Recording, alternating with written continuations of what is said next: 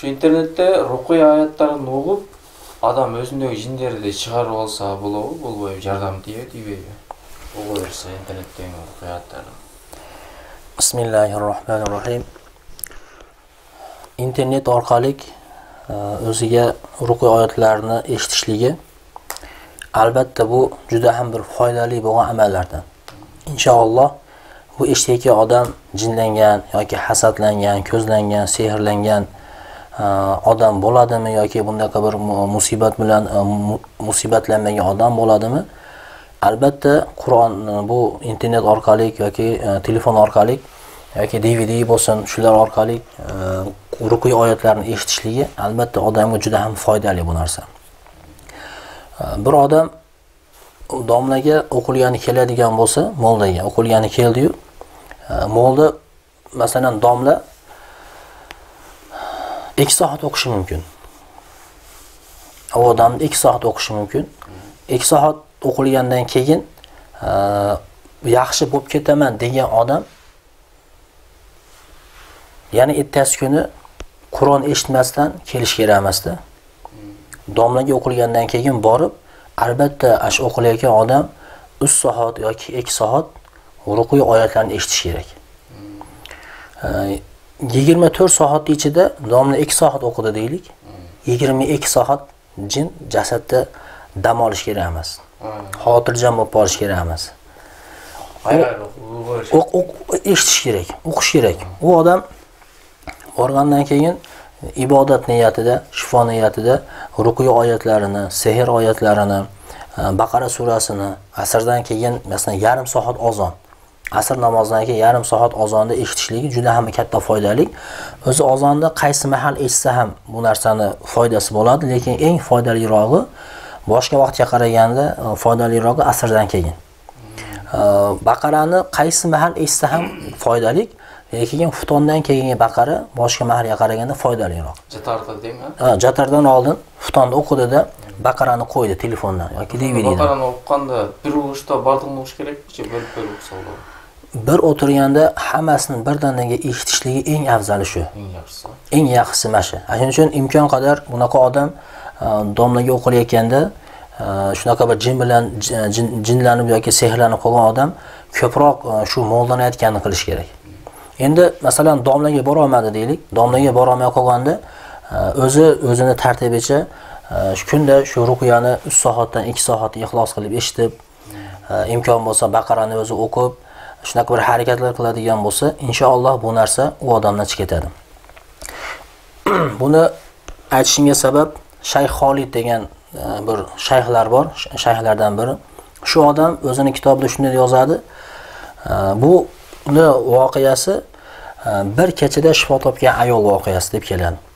Bir ayol endi Arab o'lkalarida bo'lgan holat o'zini diyoridagi shayxlarga o'qilgan. Mamlakatdagi ruqiyachi shayxlarga o'qilganda, lekin Alloh taolo bironta bir shayxni shifoga sababchi qilmabdi. Shifo Allohdan-da. Hech qaysi bir odamni huzurida aytyapmiz, Allohning huzurida bor narsa yo'q. Allohning huzurida shifo bor.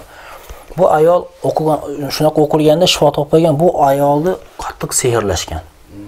Sehri yuragida bo'lgan, buni badanida deydi, hali ilon chaqqanda shunaqa bir og'riq deganda, yuragi ilon chaqqanday shunaqa bir qattiq bir ushab, shunaqa bir ayolni tinmasdan sehr bilan kirgan jin qiynar ekan. Qarangki, bu narsada haligi ayol Allohni tanigan iymonli ayol umidsizga tushmabdi. Qancha bir vaqt o'qilganda, lekin bo'ldi men shifo topmayman ekan deb o'zini tashlab olmasdan bu ayol aytadi, bu ayol shayxga borib aytayapti. Shayx Xolidga, Shayx Xolid bu narsani shu odamlarga bayon qilyapti. Kechasi tahajjudga turdim deyapti ayol kishi. Tahajjudga turdimda tahajjud namozini o'qidim, 2 rakat o'qib, qarasam bomdod ya'ni ahlimi, kuyovimi, farzandlarimni namozga o'qitay desam vaqt bor ekan deydi. Ozgina shu janamoz ustida o'tirdim deydi. Ashunda ko'zim ilinib qopti deyapti. Osmondan oq qush tushdi deydi. Oq qush tushdida janamoz ustida o'tirgan bo'lsam, meni qanotimga urdi deydi. Qanotim urganda uyg'onib turdim deydi. Uyg'onib ketdim, shunda uyg'onib ketsam yuragimdagi og'riq deydi. Qarang, shu tinch qo'ymaydi ekanda bu narsa. Yuragimdagi shu sehr bilan bo'lgan og'riq, badanimdagi shunaqa ilon chaqishdagi bo'lgan og'riqlar deydi, yo'q deydi. Keyin Allohga hamd aytgan holatda ahlim uyg'otdim, farzandlarimni uyg'otdimda, endi bomdod o'qidik. Keyin bu ayol kishi Shayx Xolid oldiga borgan, o'qilgan, ruqya qilingan, lekin ruqya qilinganda bu ayol kishida Allohning izni bilan, Allohning fazli bilan sehr alomatlari topilmagan. Bu narsa chiqib ketgan bu ayoldan. Alloh taolo shifo bergan bu ayolga. Hammaga shifo berguchi Alloh, lekin mana bu borada o'qilyapman, shifo topayapman degan gaplar juda ko'p. U moldagi 3 kun bordim, bu moldagi 3 kun bordim, onga 10 kun bordim degan narsa ko'p bizda. Shu narsada umidsizlanmasdan imkon qadar tahajjud namozlarimizni ko'paytirib, Allohga yaqin bo'lib, internet orqali bo'lsin yoki telefon orqali, DVD orqali bo'lsin yoki o'zi o'qisin, bu narsa o'qiladigan bo'lsa, inshaalloh albatta foydasi bo'ladi. Inshaalloh, faqat umidsizlanish kerak emas. Menda bu narsa chiqmaydi ekan deyish kerak emas. Oddiygina mana shu bir ayolning voqeasi, bu ayol juda ko'p o'qilgan. Juda ko'p o'qilgan, lekin Alloh taolo birontasini sabab chiqmadi, balki o'zining ixlosi, Allohga bo'lgan tavakkuli va umidsizligi.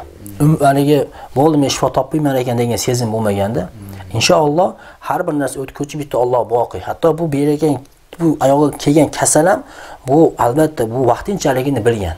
Lekin sabr qildi Alloh taolo, mana sabrdan keyin ayolga ko'plagan ne'matlarni berdi.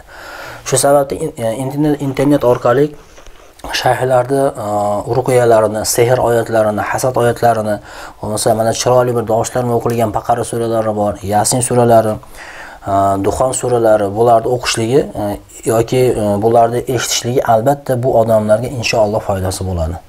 Inshaalloh. Alloh razı olsun.